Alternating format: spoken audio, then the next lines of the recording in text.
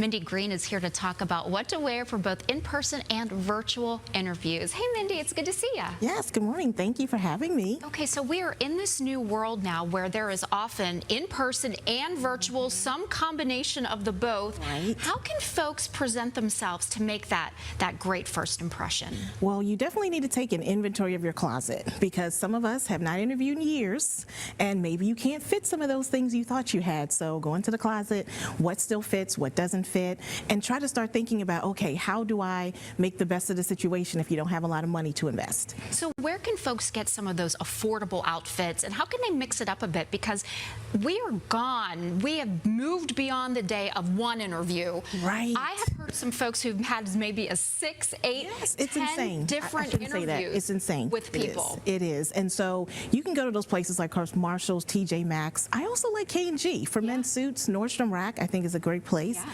Even the consignment stores. That's actually, I'd say not thrifting, consignment. A little bit higher quality pieces usually are in consignment. So how can someone really present themselves, who they are? I mean, I'd always heard, you know, stick to navy blue, stick to black. But if that's not your personality, or maybe you're applying for a more creative job, how can you show your personality but still find that balance with professional and personal? Okay, if you're in a creative field, you get a little bit more liberty. Yeah. You don't have to stick to your navy blue and black and charcoal. Maybe go emerald green. Okay. Maybe even go burgundy. Yeah. And I'm even seeing ladies now wearing ties. They're kind of borrowing from the boys, you know, and instead of doing a blazer, they're doing like a vest. So if somebody is especially going to be having a virtual interview, you really only have this much space, right? To make a good first impression. Should you pay more attention to accessories and things like that to show personality? I would still keep it understated, simply because it's an interview. Unless you have a little bit of creativity, maybe do like a colorful stud earring.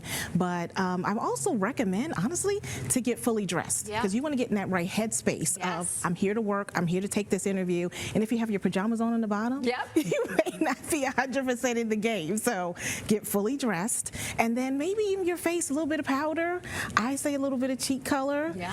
Concealer, I like that because it makes you look well rested, wide awake, and definitely lip balm, something on the lips. Got to do something. This is not the day to, you know, get on there 15 seconds before the interview. Maybe put a little more time in there to get ready to get fully made. And to your point, I recommend going in maybe 30 minutes before and checking your camera. Check to see what you look like on camera, because maybe it looked great in your bathroom, but now you're on camera, and all of a sudden now your cheeks are orange, or your lips are like bright red, and you didn't realize it. So definitely check that out before. If there are a few pieces that someone wants to buy that will get them through that job interview process and then beyond, once they secure that position, what are a couple of pieces that they can buy that really are saying, I am very professional today and I'm someone to invest in for the community? All right, I definitely like the company. I like blazers. I like the pantsuit or the skirt suit for the ladies. Men, of course, don't have as many bottom options, but also kind of like their color play. Go with the brown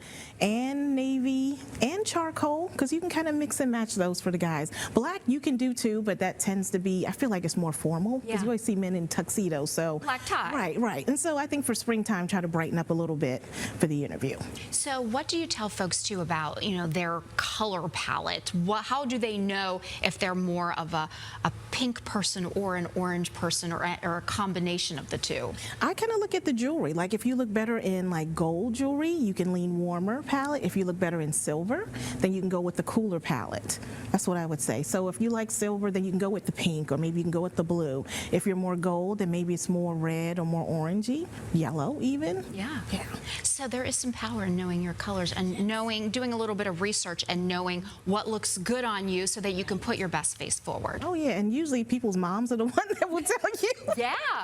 Moms what looks good and what doesn't. Exactly, they are. Sometimes your aunts, your grandmothers, they will tell you if it looks terrible. Well, this is such important information to know. Thank you, Mindy, for coming in, bringing this to Virginia this morning, because this is the season where folks might be trying to secure that dream job, and they need to have that advantage to showing up and showing out. Yes, that extra, that little oomph. We love to talk to you.